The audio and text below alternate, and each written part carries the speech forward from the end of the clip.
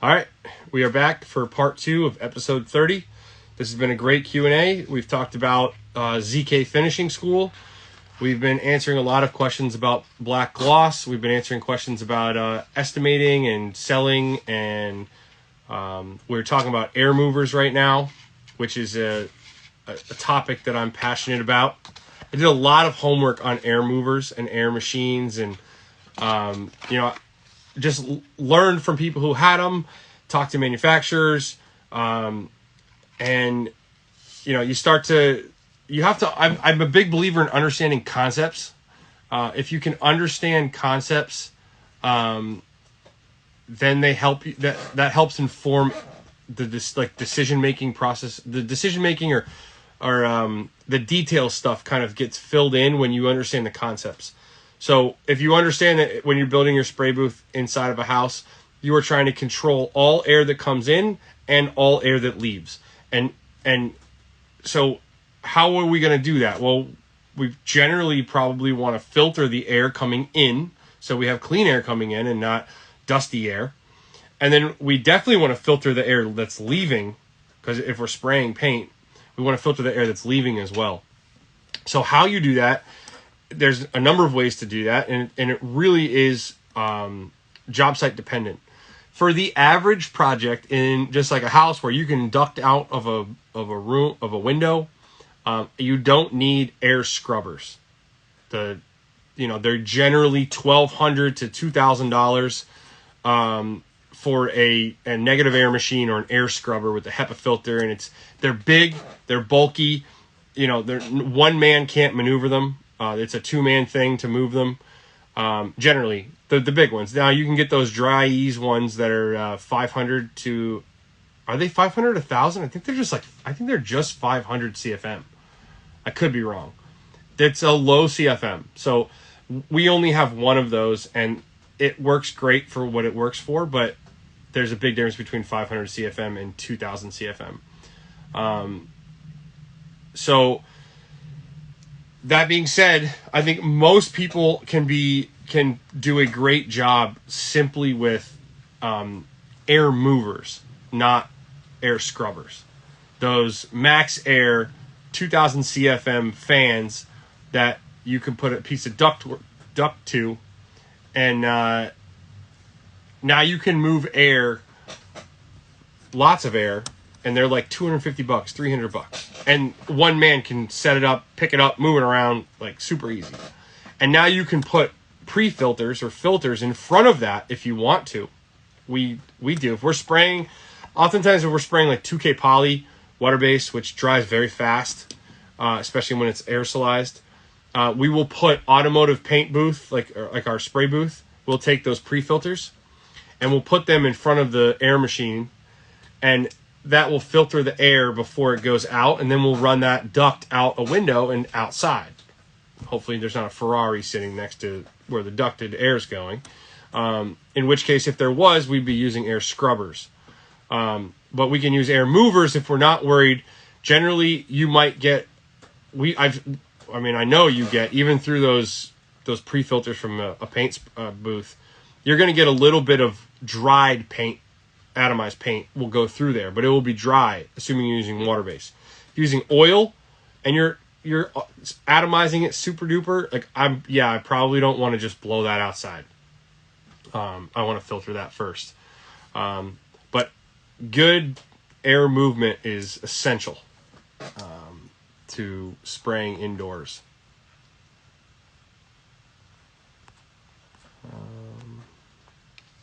Let's see, we went through a couple of these questions already.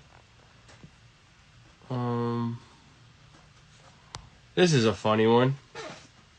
What do you charge? Depends on what the project is. That's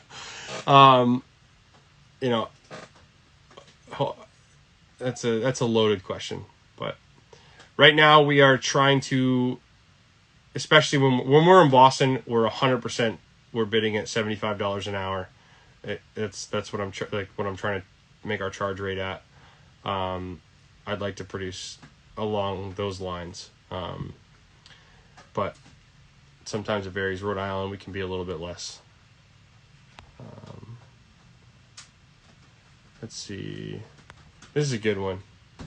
Anyone here who's ever used GripRight understands how it's the greatest invention for painters ever, and it was designed for roofers.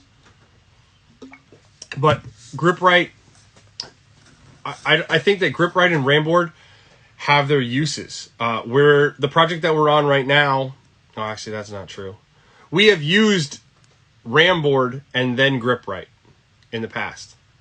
The Ramboard offers some protection as far as like you drop a hammer or you drop a screwdriver, and the GripRight is a waterproof membrane that is also super easy to clean. So you can vacuum up any dust, right? Anyone who's seen Ramboard walked on for a week or two, we all know that that's a dust trap, right? And if you're trying to create a dust-free environment, you do not want Ramboard as your base layer, as your top layer of floor protection, because it's not, even if you vacuum it, stuff's going to come off of it. So we like GripRight because it is incredibly durable and it doesn't shed. So that's why someone had posted about this on Facebook. Felt Buster, which is like $5 more a roll, and it's right next to GripRight at my Home Depot near me, is worse. Felt Buster, because Felt Buster has a feltish layer on the top, which is great if you're walking on roofs that have felt paper down and you have some grip.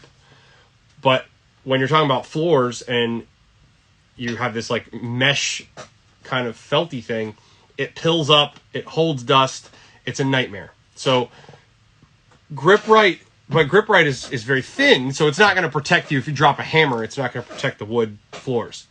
So Ramboard has its uses. The project that we're on now, we laid down craft paper, then we put masonite sheets down, and then we did GripRight because we're using baker's rack staging, and we didn't want to hurt the floors, so we laid down masonite. But if we were just going to use step ladders, but say we were going to use step ladders heavily in a room, we're doing like coffered ceiling or something, we might put Ramboard down first, and especially if the floors were delicate in any way, and then GripRight, so that we got the waterproof, super easy to clean top layer and a little bit of protection from anything dropping and hitting the floor. Let's see. How many coats total? This is assuming for the black gloss project that I posted about. So the handrail has 3 coats.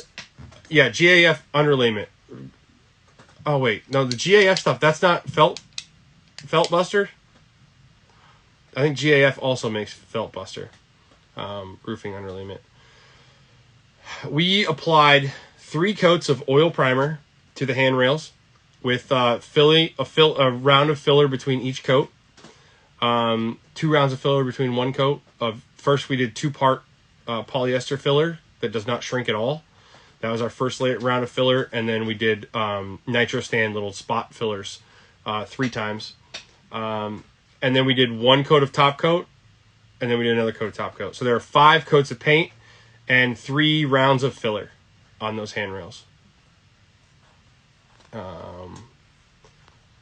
Somebody, AG Custom Builders, just asked, who was your first hire? How did you go from a painter to a painting company? Well, my first hire was my brother, probably, which didn't count. I paid him cash, and I didn't know what the heck I was doing for a long time. So, but the person that's been in the company the longest is Arturo. He's been with me for about 5 years now, maybe 6. I went from a painter to a painting company by deciding I wanted to. That was the first step.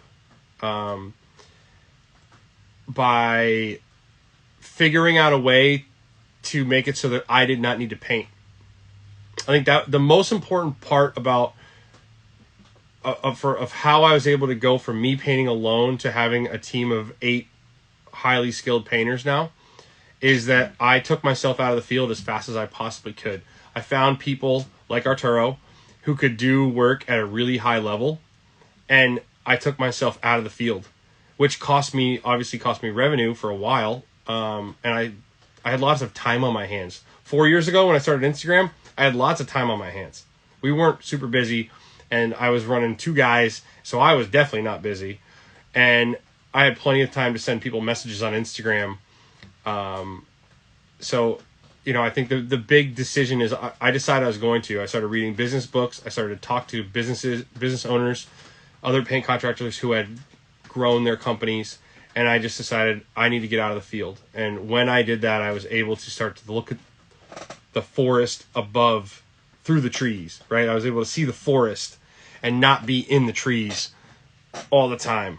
And because if you're working 8 hours a day painting, like you're in the forest, like sloshing through, it's really hard to get the energy to climb up to the top of that tree and look out at the forest and figure out where you're going and have a very good idea about it.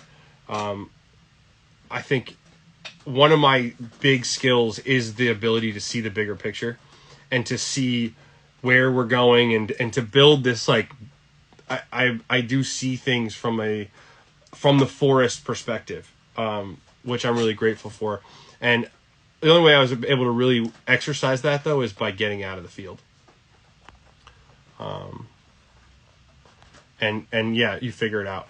Yeah, are you going to make less money when you first leave the field? 100%. And if you want to grow, like sometimes you have to take, what do they say, 2 steps forward, 1 step back kind of thing. We went over this already, and I don't know the ratio of thinner. You thin it until it feels good and it lays out nice. It's a crappy answer, but that's kind of the answer. Even if I knew exactly what the ratio was, I probably wouldn't even share it.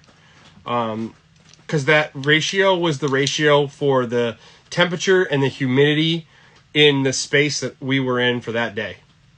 And if the temperature and humidity is different, the thinning ratios are going to be different because the paint's going to start at a different consistency. So you can't just go, well, what was your tip size? What was your spray ratio? What was your PSI? And just get the same finish that we got at our shop the day before if you're someplace else and doing something else. One of the biggest things I learned from my consultant that I paid a ton of money to was get in the shop and experiment. The first thing he did, it blew my mind. I'd never experienced this type of... I'd never experienced painting that was not producing work toward the completion of a project directly, right? I had never been in a shop and did tests before my consultant came out. I never thought about spending a day just practicing different amounts of thinner and seeing how each one laid out differently, right? That just... When you work for, especially when you're working for other people, that your boss is not like, oh yeah, go ahead and try 4 different thinning ratios and paint this like sample door over here a few times and see what happens. Like, I didn't have bosses like that. I'm now that guy who tells my guys figure it out and experiment. But I didn't have that. So my consultant came out and he was like, all right, well, the first thing you need to do, I'd never really used Hall and Lac. He was like, the first thing you need to do is you need to break it on both ends. We need to see what too much thinner in Hall and Lac looks like. He was like, get 50% thinner and mix 50% thinner and let's go spray it and see what happens. Let's mix 60% thinner to Hall and Lac. Go spray it, see what happens, right? If you don't know what the parameters are that you are able to work in safely, and you don't do this in the shop, you have to find out these parameters in the shop, right? But you break the paint on either end. All right. Now don't thin it enough. See what that looks like. Right. And this way you can start to train concepts and you'll have flexibility to make decisions in the moment. Right. If you've never seen what Hall and Lac looked like when it goes bad, you'll never be able to identify it when you're spraying on site and it'll be too long and then eventually you'll lose it. Well, I've recently learned that dew point and substrate temperature are relative humidity are incredibly important, especially for water-based paints. And that's where you just like I try to keep learning all the time. And that eco project absolutely kicked my butt. It still has kicked my butt because it's not completed yet. But I think hopefully if the weather is good enough and we get low enough humidity next week, we might be able to finish that project. We're going to be doing a few things different on that. Yeah, I mean, I think temperature and humidity are huge, play a huge role. If you're outside, like, what's the sun going to do today? Where's the sun going to be at what time? Yeah, definitely. I'm looking at those things. Honestly, what we're trying to practice in the shop, for sure at least, is testing the viscosity of our paints with a Ford number 4 cup. So some of you may be familiar, but a Ford number 4 cup essentially is it looks like a funnel, almost like a little funnel. It's like a cup to a funnel, a little hole. And when you fill the cup up, and the second the tip of the cup leaves the paint, it starts dripping out, you start a timer, and then you time how long it takes the cup to empty, so the stream of paint starts to become a spit instead of continuous stream, and you stop. And that will tell you your viscosity. So you might have 40 seconds in a Ford number 4 cup is a fairly viscous material. We try to spray our Holland lac around 20 to 30 seconds in a Ford number 4 cup. And those will depend on the products and the sprayers. But if you don't know that, right? If you go, oh, all right, well, I do 30% thinner or 10% thinner or 2% thinner in this paint, and I get the perfect result.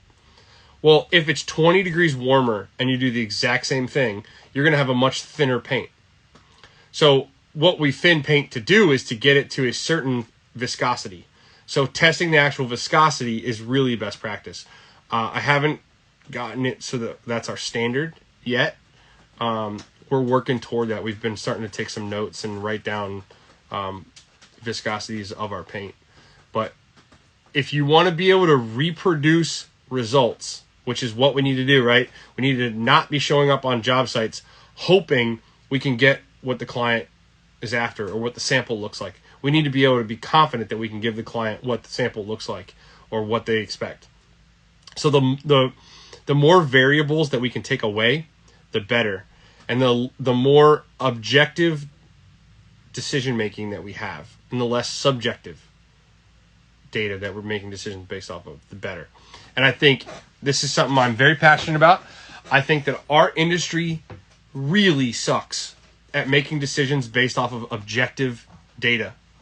There's a ton of anecdotal evidence that we make our decisions based off of, which is not a good way to live. Really, you want to have a large enough sample size that you can make inferences based off of your sample size and based off your results, right? Just because something worked one time, that anecdotal evidence is not awesome, yet it permeates our industry. Anecdotal evidence talk to every painter, and they'll like, oh, I did it one time and it worked, and that's like that means it's perfect. And it's like, that's not how most industries work. If my wife's a scientist, and if she ever was like, well, I did it one time and it worked, like, she'd be fired. Like, that's ludicrous. And I think that our industry just has a lot of anecdotal evidence and a lot of subjective terminology. You talk to any paint rep and it's going to be subjective everything all the time, which is not helpful. And a great example of that is when we talk about the plaster stuff, right? And plaster needs to dry for 7 days, 7 to 10 days, or whatever it says on the gallon of paint, or I think it's the gallon of paint. Plaster needs to be dry for 7 days before you paint. Well, it's like, well, why? Why does the plaster need to be dry, be up for 7 days? What's the reasoning? Oh, turns out they want to make sure that the pH is at a certain point and the moisture content's at a certain point. But they think that we're all idiots. And so rather than say, make sure that the pH is between 7 and 10, and make sure that the moisture content is between, 5 and 10. Rather than say that on a gallon of paint, Sherwin-Williams says, make sure you wait for 7 to 14 days, or whatever they say. That is this subjective crap. And so much of our industry, the residential painting industry, we all have to deal with all this subjective terminology and subjective decision making. And so the more that we can be scientists about this stuff, the more we can reproduce the results that we got last time. And the more we can control the variables. It's just, I have a science background. I loved science. I'm a nerd. My wife's a way bigger nerd than me, though. She's actually a scientist today, which is amazing. But that's the mentality that allows, because that's science is all about reproducing results. Like, your experiment failed if you can't reproduce the results over and over again, right? Well, I think that's what we're looking to do as painters, is to reproduce the results that we're looking for over and over again. And so the best way to do that is to have a bunch of controls. And if you have a bunch of variables that are varying all of the time, which there's going to be some, right? Some things you can't control and are probably harder to quantify. But anything that we can quantify, we should quantify. Drop the mic. Boy, my brain just like gets going. I gotta like calm down. John makes a very good point that the objective decision making as it relates to hiring, firing, and scaling is also incredibly important. If you have one employee that did one thing and now you treat, the perfect example of this, I've told this story to probably everyone in my company. They've probably heard it 5 times. I worked for a painter, great guy. He taught me a lot in the main line of Philly. He's still around. I'm sure he's not watching this. And he took the rope off of every single extension ladder in the company. Because one summer, one of the college helpers, like, threw out his shoulder on the rope when he, like, didn't know how it worked, and it, like, yanked his arm up, and it, like, injured his shoulder because he didn't understand how to deal with the ladder. Because of that incident, my boss took every single rope off of every single extension ladder in the company. And if you wanted to move an extension ladder higher than you could push the extension ladder up, you had to call a fellow employee over to you. They'd have to get down off their ladder. They would come over. They would stand underneath the ladder. The ladder would be held almost vertically. And someone would then climb up the ladder to push the ladder up 2 more rungs. And this happened throughout the company because of one anecdotal piece of evidence. There are so many better ways to have dealt with that would have not cost them nearly as much money. And probably it was more dangerous to do it the way we were doing it.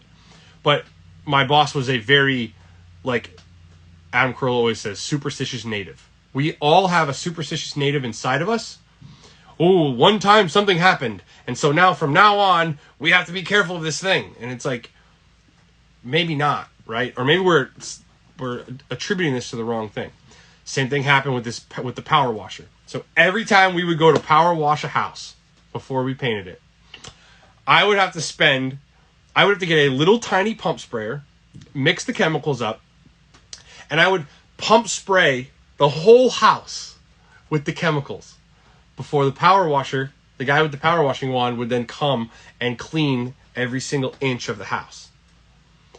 Because one time, somebody was using the black tip, the soap tip, and the power washer that applies solvent or solution at 4 gallons per minute instead of like 0.002 gallons per minute from a little pump sprayer. One time somebody burned some plants and killed some leaves on some plants around a deck. And because of that one instance, he stopped using the soap dispensing tool on his power washer. And I think those stories are probably happen within every company. There's stories like that. And those anecdotal pieces of evidence that we make decisions based off of are not good. And in the hiring and firing, it's the same thing. Oh, one time I saw the most insane post the other day on one of the forums on Facebook, and someone was like, I'm thinking of hiring a female painter, but the last female painter I had, she was always on her phone, and it was a big problem. We had to fire her. What do you guys think I should do? And everyone, like, obviously trashed this guy. It's like, so one female was on her phone, so now every female painter who might ever come work for you is going to have a problem with her phone? Like, that's a ludicrous thing to think. That's being a superstitious native. One time, I saw a woman do this thing, so all women must be like that. Like, it's not helpful. But we all, it's in our DNA to be superstitious natives. But we have to rise above our gut sometimes and be logical and not be so irrational. I've missed a lot of stuff. Caulk before or after primer? I don't know that answer. Honestly, I don't know the answer to that. I feel like it changes all the time, and it varies based off of what top coat you're talking about and what primer you're talking about. And honestly, that's something I should probably get a better answer to. So I'm going to just choose to not answer that question because I'll be speaking out of turn. I would always at least prime once before doing it. I would never... I know people do it, but I'm super skeptical of caulking like bare wood or something. I can't imagine ever doing that, but I know people do it.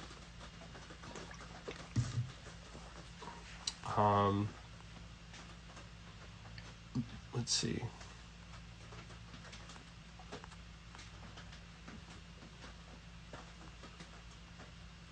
Sorry, I'm reading slow. Oh yeah, John makes a great point. He's like, oh, I had one guy named Jim, and he painted well, so now I only hire people named Jim. That is happening in so many companies. And not only companies, it's happening in all of our lives. Everyone in this thing right now is doing some version of, I hired a guy named Jim, he was a great painter, so now I only hire Jims. That's in our DNA. We are superstitious natives, some at our core. But we have to work to elevate our decision making past the level of superstitious native to be rational decision makers. And especially when the stakes are as high as who you hire and who you don't hire. That's a great analogy.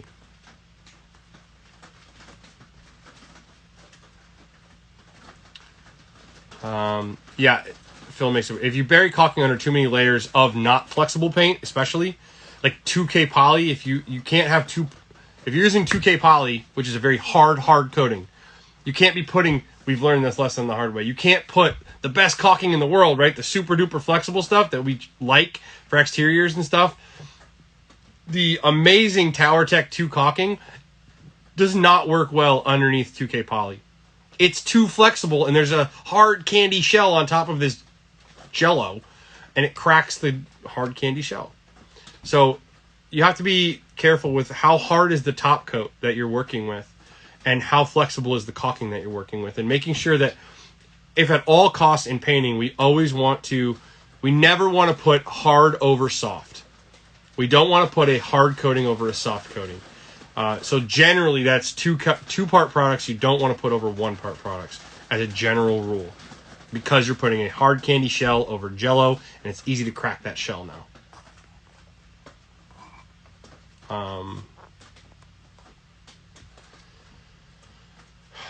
Business First said he only hires people named Billy Bob.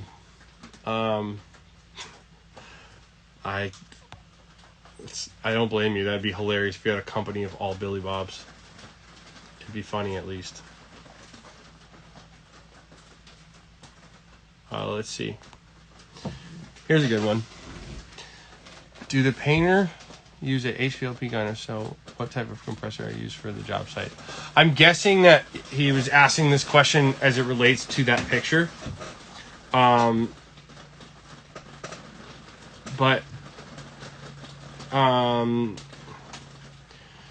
We use, so if you look up, I'm talking about air movers, now let's talk about air compressors. I've done a lot of homework on air compressors. And any of you guys that are spraying paint using air compressors know that CFM is the only number that really matters. CFM is cubic feet per minute. It's the volume of airflow that the compressor can create at a certain PSI. That's what we're looking for when we're spraying, because we're using lots of air, lots of volume of air.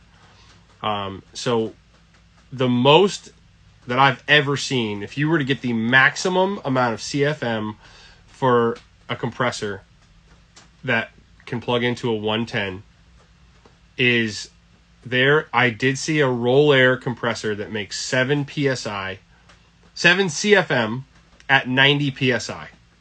That is the highest CFM for a 110 plug-in compressor that I've ever seen.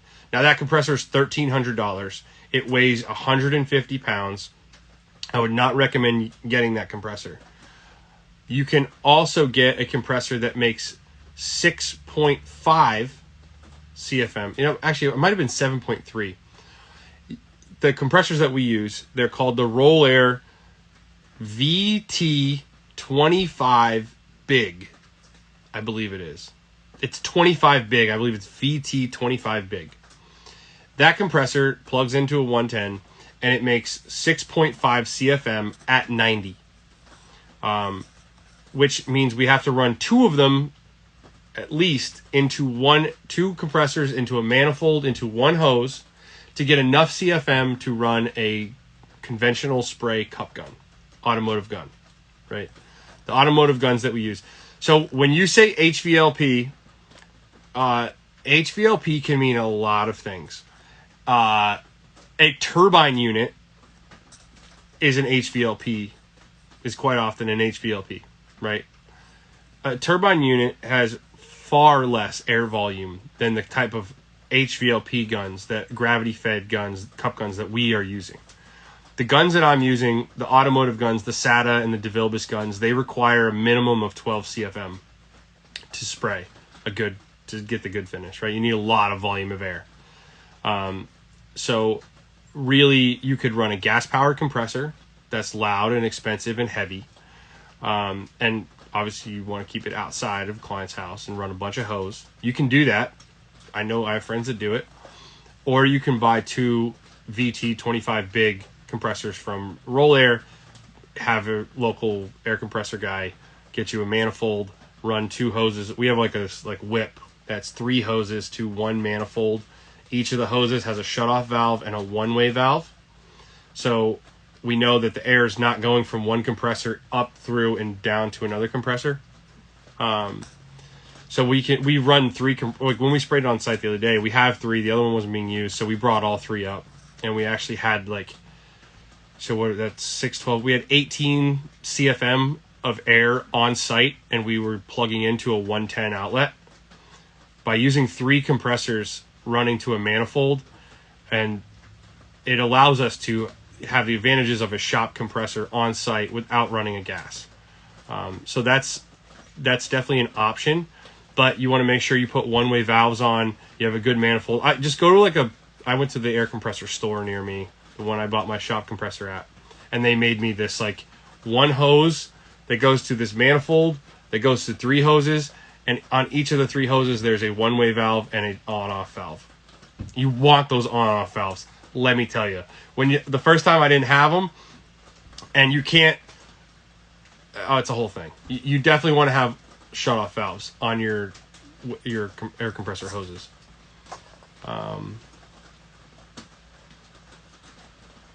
Yeah, talk to someone who knows what they're doing when it comes to your compressor stuff. Like, go to a compressor store.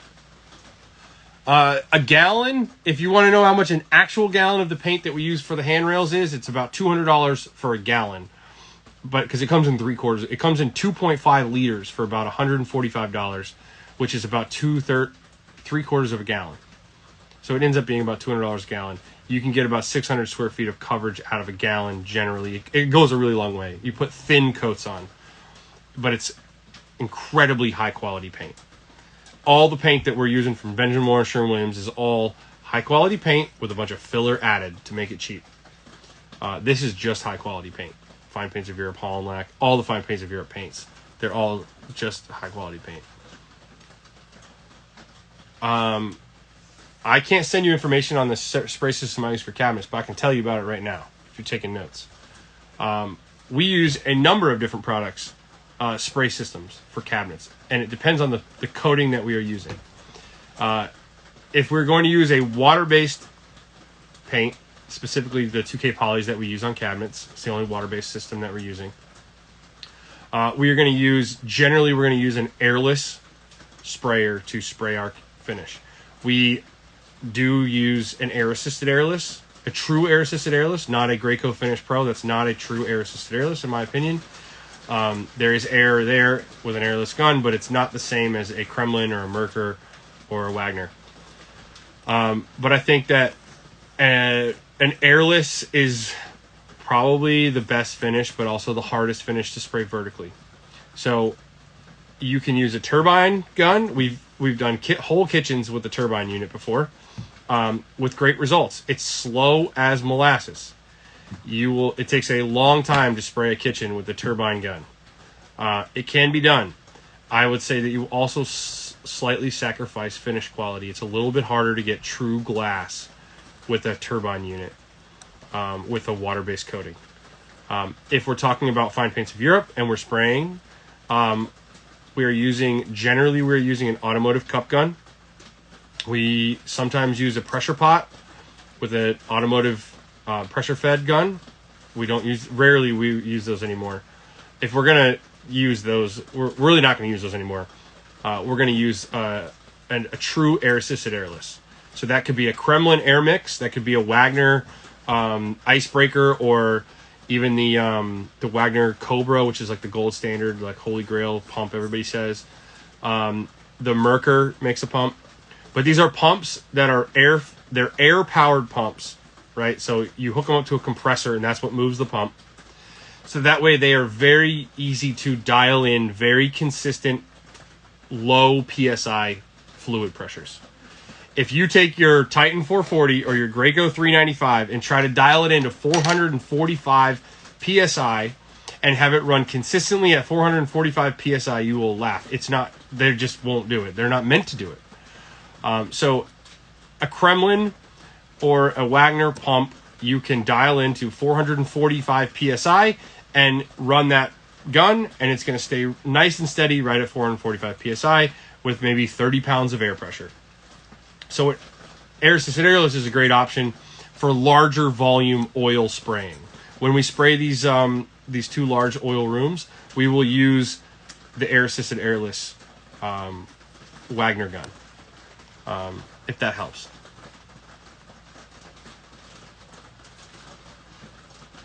I believe for compressors you put outside, you need to be careful when it's humid. Oh, that's a great point. So all of our compressors, anytime we're using any compressed air, we are filtering that air generally as close to the gun as possible, right? So what we will do is we'll run 3 compressors into one, down a hose, that goes to one, then that'll run to a hose, then that will be filtered, and then we will go to a hose to the gun. That's best practice. So now you give the air time to cool down enough and condense that you can actually filter out the water. So we use a number of different air filters, not the ones that they sell at Home Depot, not that little guy. That's not going to be enough to clean your air, really. You want to get Motor Guard, makes a great inline filter for your compressor. They're cheaper. They're like $90 or something. It's called Motor Guard. I think you can buy it on Amazon. It's like this paper filter. It's like many, many, many layers of paper inside this like black big like circle with like a metal thing on top. And it has an air intake and an exhaust. Or you can do like what we have at the shop. We have a 3-stage DeVilbiss air filtration system. It's like a $1,200 air filter, but it gets rid of any moisture and oils. But yeah, you definitely want to make sure that you're cleaning the air.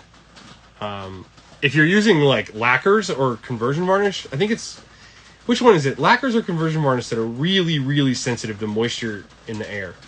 One of the two. Then you may want, like at my old shop, the guy who owned the old shop that I used to rent from, he had a dedicated air dryer connected to his booth, because I think he sprayed a lot of conversion varnish, and it's very temperamental.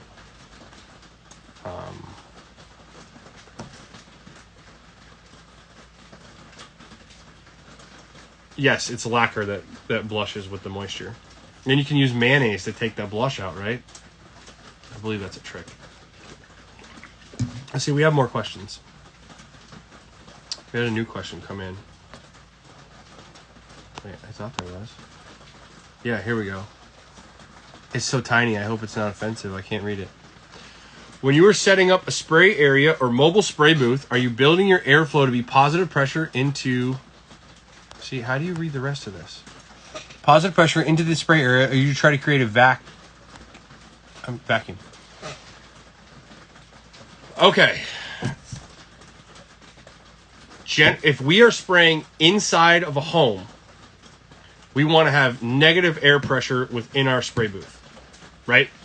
Negative air pressure in the spray booth means that if it was that the plastic walls are sucked in, right?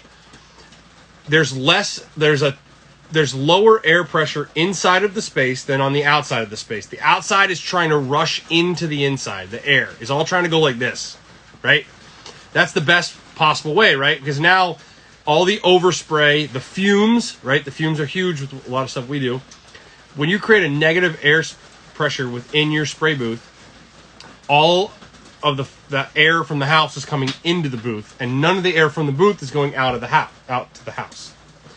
If you create a positive air pressure in a booth on site, that means all the little air that leaks out of that booth is going to go into the house, which means you're going to smell it, and overspray may get into the house.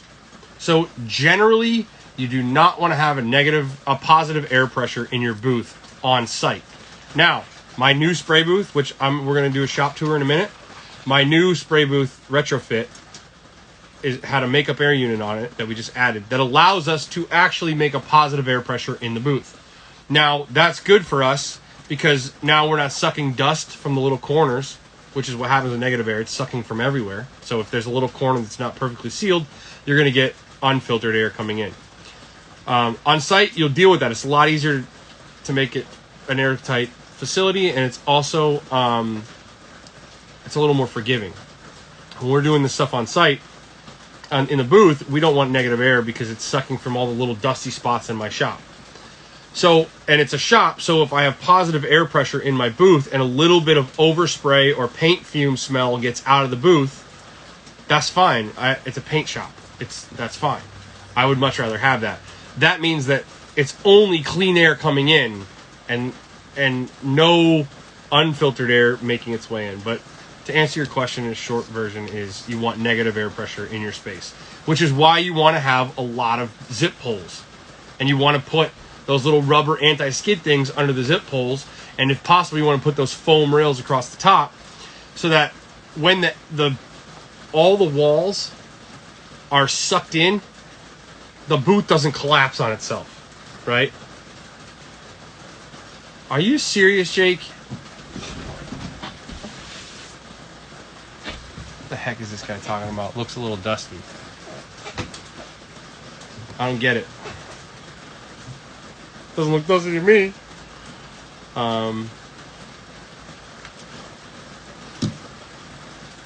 Positive is awesome if your client does not care about some smells, and if you're not like super aerosolizing paint, because positive means that oh, I see what you're saying. Oh man. All right, we're getting toward the end. I don't know how much time is left. Oh, there's 15 minutes left. Let's go do a shot. Oh, actually, whoa. I gotta first do this. My friend Mickey the painter said that, yeah, sorry Jake, I'm just tired, and I kind of lost my mojo there for a minute. I got distracted. My friend Mickey the painter, controversial figure, passionate man, very passionate man, one hell of a painter. I would give that guy a job in a second. That guy is a beast. I love him. And I told him I was going to be using a 1223 tip, and he was super excited. I know Mickey wanted to take credit for me using it. I couldn't give him all the credit. I have used 1223s in the past. But he did inspire me to, in a way, and made me want to use it even more. I wanted to be wearing this shirt while I sprayed with the 1223. We weren't able to make that work. But I'm really proud to wear this very comfortable shirt sent all the way from my friend in Australia. I have a huge aversion to the post office. It's one of my least favorite places to be in the world. But I will get my new project coordinator, Carney. We're not going to call her an assistant because she's better. She's too good to be called just an assistant. She's awesome. She's been my intern, and we're now hiring her part-time to help me do some stuff. Oh, shit. Crap, I just swore. Oh, crap. Mickey the painter just got on. But Mickey, I saved the package that this came in, so I have your address, and I was going to surprise you, but it might take a month before you get it. So I will be sending you a care package back. I hate the mail and I hate sending things, but this was an amazing gift that Mickey sent me. I'm super honored that he sent it to me. The dude is an inspiring guy. Like I said, he's got a space in my company at any time. The dude works. If you guys aren't following Mickey the Painter, Mickey, I couldn't respect your work ethic anymore. It's a beautiful thing. I wish everybody had that. Because Mickey doesn't own the company, but he works like he owns the company. And that's what all employees should do in a perfect world. Or when you buy into the company and you work like it's yours, we all do well. He also sent me some other gifts. These are for slicing people's little rats and cats and dogs' heads off. No, that's not true. These are not guillotines for animals. These are blades for paint. I should edit that out too. That was very offensive to some people who are sensitive about animals. I like to make very sarcastic jokes sometimes. I'm sorry. Let's see. So we are going to be using these blades to apply putty in the shop, and very excited to see how that goes. But these things are nice. We also have a few things from Mickey. Mickey always says, we always talk about giving Lamborghini paint jobs. My consultant, Larry Lanuette, that I talk about a lot, he was the one who said that you can't sell a Lamborghini paint job from a Toyota dealership. And I've taken that to heart, and we sell Lamborghini paint jobs quite often, and we're trying to build a Lamborghini dealership to sell them from. So my friend Mickey the Painter here sent me a Lamborghini, and not only did he send me a Lamborghini, but it's motorized, so you can like pull it back and it'll drive. So we're gonna make some TikTok videos using this little guy very soon. Seco said, "This has been a great live. You've had your AirPods in while painting in the living room." Dude, if I can inspire anybody to paint with my passion, that's tremendous. Seco's here, great dude. Love to hear it. I get so distracted, man. I read stuff comes up on the bottom. Mickey also sent me an Australian paintbrush, although it was made in China. But it's an Australian and New Zealand company. I've never seen Monarch Advantage. But I'll tell you, this is a smooth, soft brush. I did a face mask today, and I have this like awesome little paintbrush that I put my face mask on because my wife got me addicted to these awesome face masks. This would be a good brush to apply a face mask with. Maybe I'll make a video doing that, Mickey. Oh no, I'm going to apply my face mask with these. Thank you, Mickey. I appreciate it. You're an awesome dude. Now let's go for to your topic earlier, you need to create an environment where people are proud of the work and want to work like their own company. Yeah, I mean, I think that's part of company culture, is building an environment people want to come to work in and they want to give 100% to. It's everything. Now, it's the end of the podcast. So let's go do a quick shop tour before we